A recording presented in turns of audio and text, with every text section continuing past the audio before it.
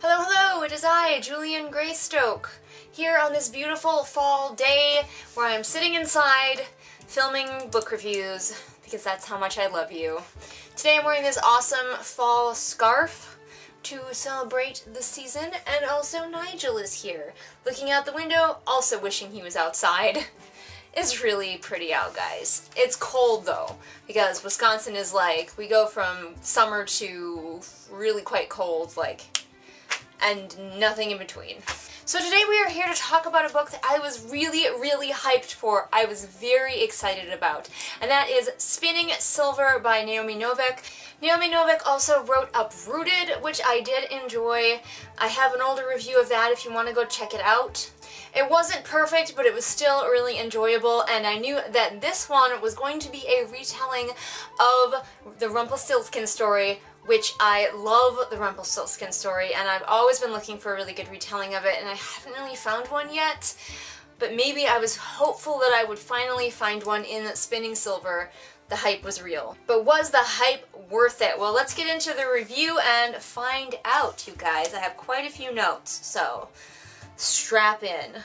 So the thing I noticed about this book right away is that the beginning is slow.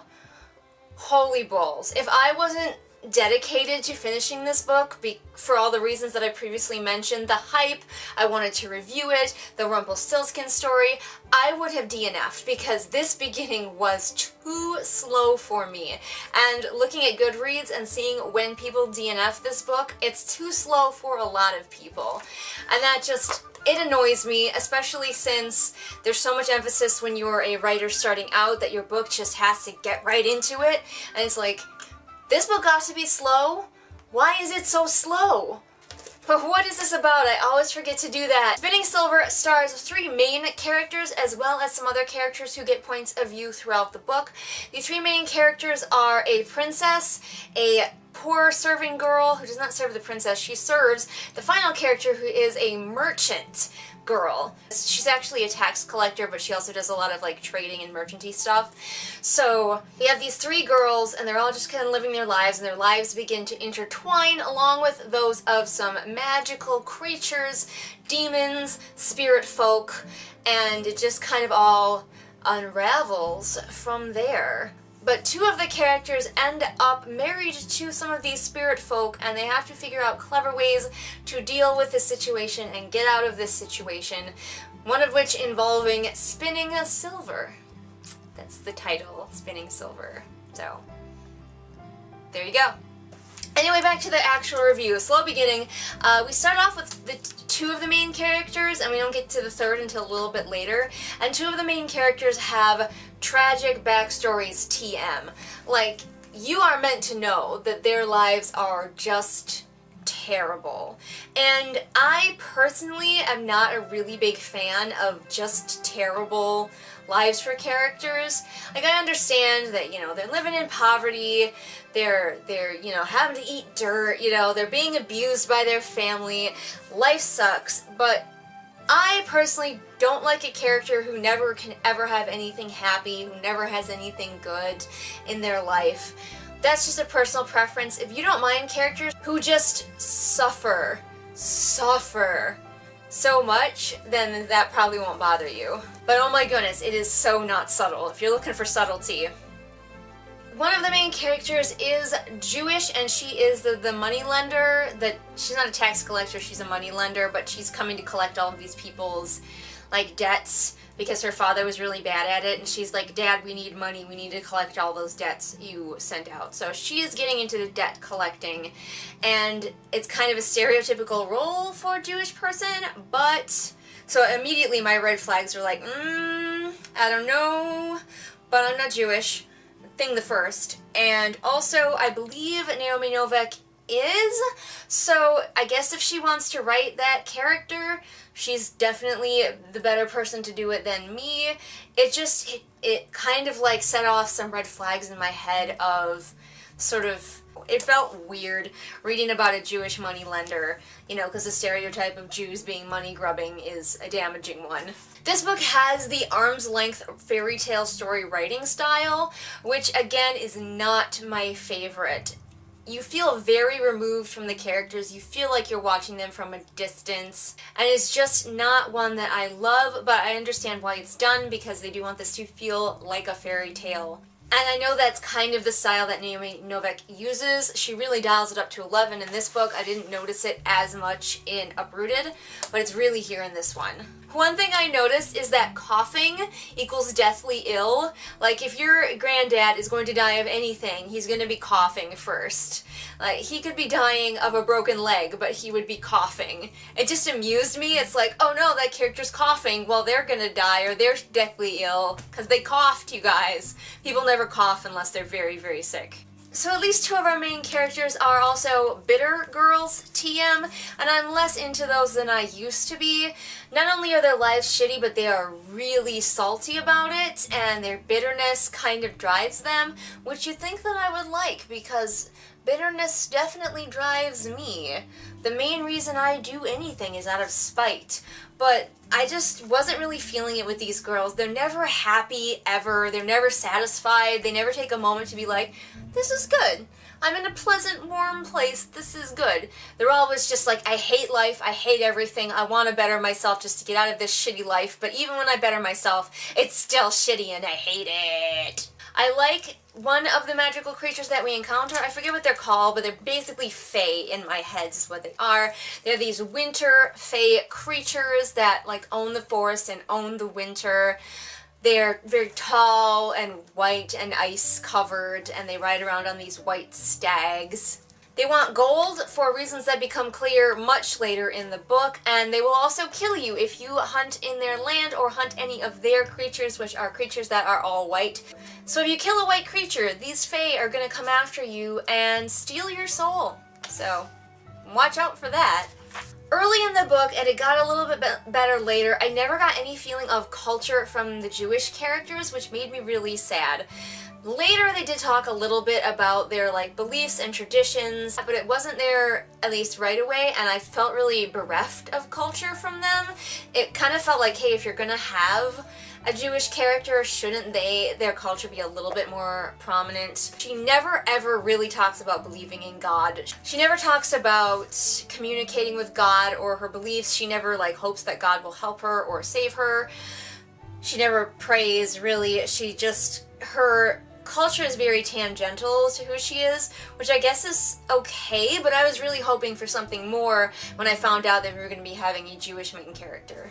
So I've decided that Elsa from Frozen is one of these fae, or at least what happens when one of them breeds with a human, because she has super pale skin and ice powers. So if anyone was wondering, case closed, she's one of these creatures. At first, I really loved what the author was doing with the spinning into gold kind of scenario.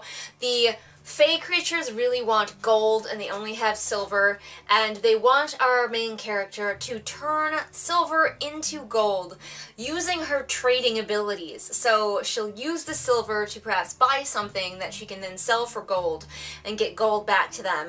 And I loved it. I loved it so much. I thought that was the cleverest idea ever. It goes away, unfortunately. One thing that I did notice is I was listening to an audiobook of this, and there are a lot of point of view changes with absolutely no audio signal that we're changing point of views. I'm sure there's a little something in the book, and I have heard that there's just like a little bit of a break, but they don't tell you whose point of view we're going into, so it can take a little while to figure that out. And in the audiobook, where there is nothing to tell you that you're about to switch point of views, it is quite confusing sometimes. So if you are thinking of listening to the audiobook, I did enjoy the audiobook and the narration, but the character switching was hella confusing. I think these supernatural elements in this book, which included a fire demon and the fae creatures, was the most engaging part of this book. Unfortunately, it wasn't the characters, which is usually what draws me to a book, but I did really like the supernatural creatures. I didn't like them quite as much as I did the creatures in Uprooted, but they were still a very enjoyable part of the story for me. So if you are tired of the same old from your supernatural creatures, this might be the book for you, especially since they seem very inhuman, they seem very removed from us. So often, fairy tale creatures creatures just end up being humans with slightly different look to them. Elements of this book, as well as Rumpelstiltskin, included Beauty and the Beast, East of the Sun, West of the Moon, and Hades and Persephone. There are little inklings of all of those happening in this book, which you get to decide whether you like or dislike. I thought it was okay. Also, as I mentioned, there is a fire demon, and of course I'm picturing Calcifer from Howl's Moving Castle, but this fire demon is not nearly as nice or friendly. This fire demon is possessing a human who is the Tsar, and as a result I picture the demon as Calcifer and the Tsar as Howl, and the Tsar is kind of emo, so I think that works. So later in the book, the Jewish character marries the Ice King, who is this fey creature. I forget why, but she has to marry him for reasons. And she now has the power to literally turn silver into gold with her touch, which she gets better at throughout this story. And I was really very disappointed by that because I was enjoying her using her abilities as a merchant to change silver into gold, and I was really hoping that that would continue to grow and be used throughout the book. Eventually, the princess character marries the fire demon, and our Jewish character marries the Ice King, and of course, fire and ice, they are basically going to be sicking their magical husbands on each other because they're both sort of trying to get out of these marriages that they've been forced into. The unfortunate thing is that the third character, the poor girl, has no point in the story anymore, but she still keeps having a point of view, so she does have some kind of point, but I feel like it could have been left out and the story would have been okay. But there's a lot of this book that I feel like could have been left out. Speaking of which, there are too many points of view in this book, and I know I've had a whole rant about books with multiple POVs and why they're not my favorite, but this one, I've seen a lot of other reviews that are also saying that there are some POVs in this book that did not need to be there. They're pretty much pointless. We could have gotten the idea without switching POVs, and they can become very confusing. I think just having the point of view of the three main girls would have been enough. We've got the point of view of the nurse, we've got the point of view of a little boy, and I think there's like a couple other ones thrown in there, and we just don't need them. I should be loving these strong, proactive female characters, but they lack so much in their personality that I just can't get into them. I wish that they were more whole, real-feeling people, and maybe it's the writing style that does hold you at arm's length, but I should be loving these characters, and I just find them to be so meh. I also wish that while I did love the demon and the Ice King, that they got a little bit more fleshing out and got a little bit more satisfying story. Especially the Tsar, who is possessed by the demon, I really feel like he needed more. Especially with the way that it ended, which I'm not going to spoil. And with so much book, there could have been a lot more fleshing out of him, making him a more human character to contrast the demon that he is possessed by, and it just wasn't there. And the Ice King, while he is cool and removed, get it? Cool and removed, and inhuman, which is very interesting, also doesn't get fleshed out too well, and it feels a lot more like the male characters are just plot devices in here to serve the plucky female characters, which I'm not a fan of any time when any character is just there to serve another character in their story. I really want all of the characters to have their own personalities, their own personhood within the story, and I feel like it could have been done. There was so much book, and we could have fleshed out these male characters a lot more. I will say, though, that the ending was pretty satisfying. It did go on for a while, but I quite enjoyed it. I thought it was a pretty intense climax, and I was on board for it. However, once the climax is over, the book just like, well, we're done, wrapping up, let's get out of here, we got places to be. And I'm like, again, you were such a long book. You could wrap up a little bit more slowly if you wanted to, and maybe instead get rid of some of those pointless POVs. So overall, I did kind of enjoy this book, but I definitely wouldn't reread it. I've been thinking about rereading Uprooted, but I think Spinning Silver, one read is enough for me, and it is definitely not the Rumpelstiltskin retelling I have been searching for. If you know any good Rumpelstiltskin retellings, let me know, because I am just ever on a quest for a good one, the definitive one, the one that I can really love.